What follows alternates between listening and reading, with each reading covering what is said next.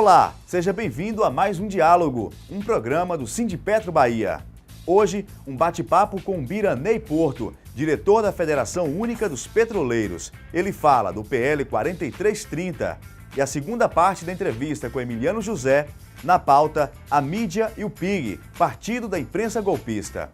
Veja também uma homenagem especial do Sindipetro aos demitidos da greve de 83. E ainda o roteiro cultural e a agenda sindical que destaca o segundo encontro da Comissão Permanente do Benzeno. No dia 3 de agosto, o Sindipetro e os petroleiros fizeram uma justa homenagem aos demitidos da histórica greve de 83, que completou 30 anos no último mês de julho. Um grande painel com o nome de todos os demitidos foi inaugurado na sede do sindicato. A homenagem pretende relembrar a greve e enaltecer a luta dos que perderam seus empregos nessa frente de batalha.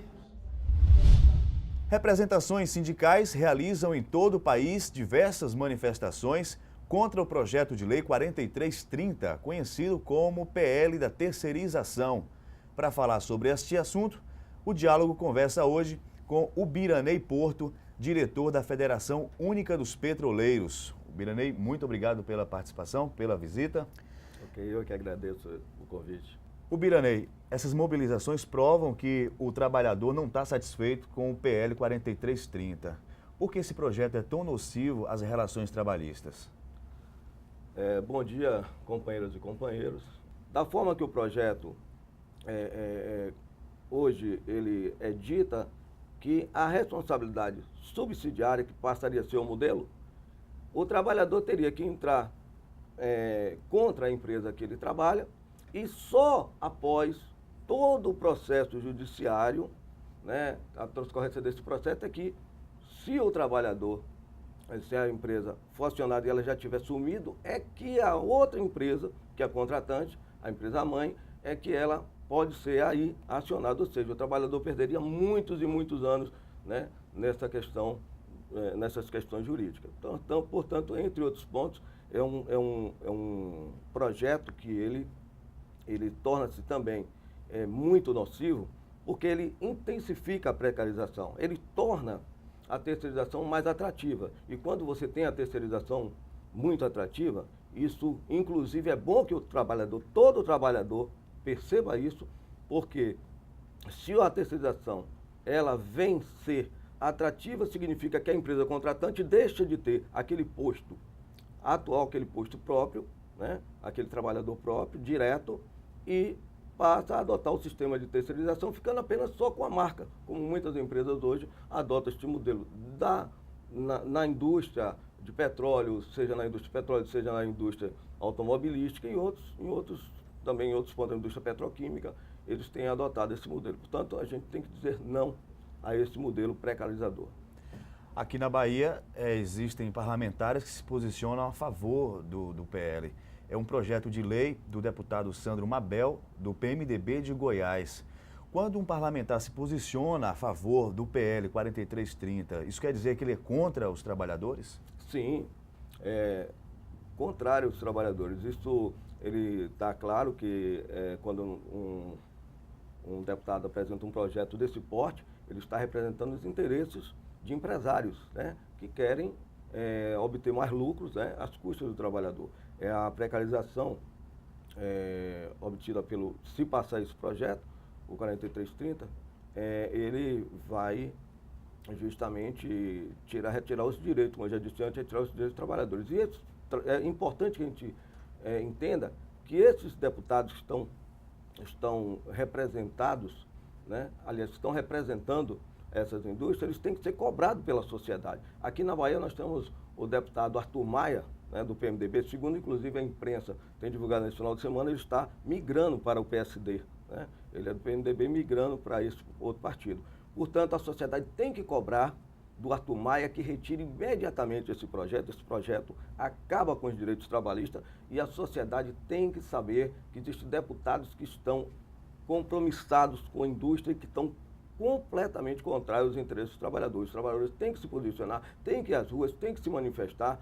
Inclusive, estamos também num processo, agora em Brasília, num processo mobilizatório em Brasília, estamos sendo hoje, faremos amanhã e depois vigília no Congresso, né, os trabalhadores estarão lá concentrados, chamando a atenção da sociedade para este projeto que realmente é um projeto muito pernicioso, não só para os trabalhadores terceirizados, mas, como já disse, para todo o trabalhador brasileiro. Ok, o Diálogo conversou hoje, uma boa conversa com o Biraney Porto, que é diretor da Federação Única dos Petroleiros. Mais uma vez, o Biraney, muito obrigado pela presença. Eu é que agradeço esse programa, inclusive parabenizo, né, ao Sindipetro, né, por estar visitando esse programa. Inclusive chamo a atenção do trabalhador para que continue acompanhando o Diálogo, né. É uma edição que tem uma visão classista e é importante os trabalhadores estarem sempre bem situados sobre todos os processos de seu interesse. Obrigado. Sindicalize-se. Juntos somos mais fortes. Acesse sindipetroba.org.br. O benzeno em debate é o destaque da nossa agenda sindical. Tome nota.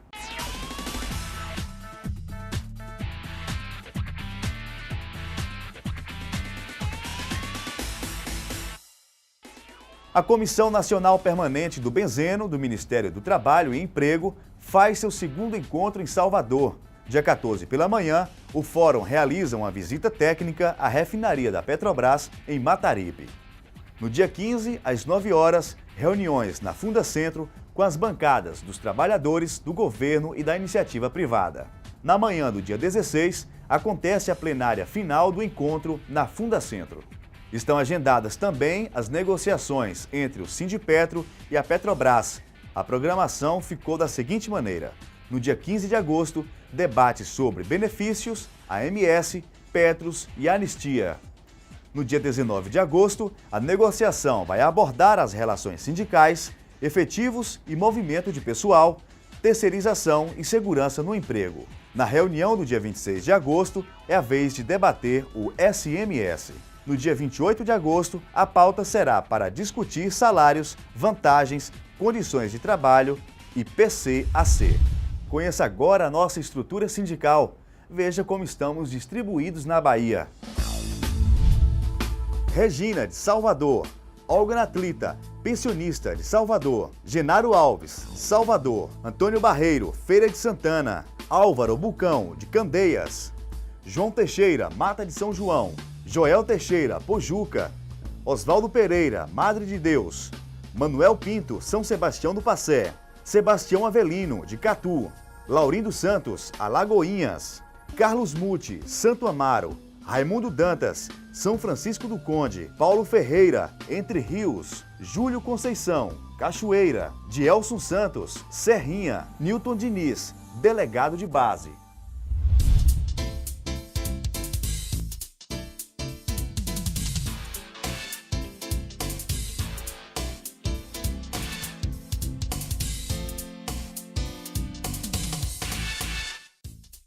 Para quem procura um programa sofisticado, a dica é Noites de Piano Clássico, no lobby do Sheraton do Bahia Hotel, durante os meses de agosto e setembro, de terça a domingo, sempre às 18h30.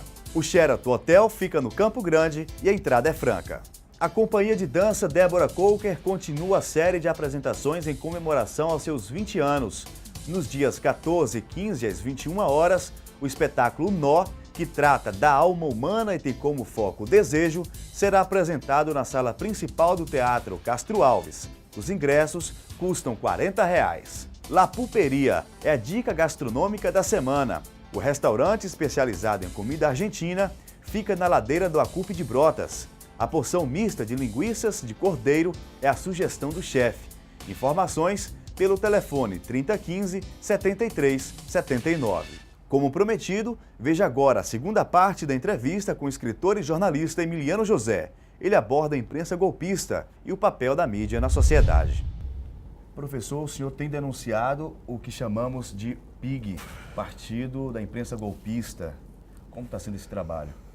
Eu tenho, ultimamente, eu tenho falado nisso muito seguidamente, mas ultimamente eu estou produzindo um livro sobre a natureza golpista da imprensa brasileira. Mas eu estou publicando na revista eletrônica Teoria e Debate uma série sobre exatamente esta natureza, a natureza da imprensa brasileira, que é uma imprensa Eu digo, estou falando dos grandes grupos da mídia brasileira, as 4, 5 famílias que controlam a mídia no Brasil e que estão, sobretudo, concentradas ali no Centro-Sul, né?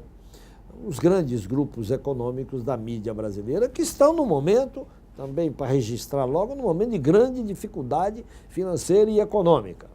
Estão no momento de decadência. Também é importante registrar isso.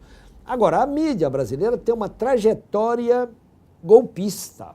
Porque parece que ao falar isso nós estamos, quem sabe, tendo uma tentação panfletária. Não é isso. Eu começo em 1954, né, com o assassinato, ou suicídio, como se queira, foi suicídio do Getúlio Vargas. A mídia atuou ali firmemente para fazer o golpe contra Getúlio. Quem quiser vá pesquisar. Há um livro, um capítulo muito interessante do livro do Flávio Tavares, chamado... O livro é o dia em que Getúlio matou Allende, né? E o capítulo é Mar de Lama, que trata de como a mídia articulou tudo para derrubar. A mídia articulou tudo para derrubar o Getúlio. Eu pego só de lá, porque não vou voltar tanto.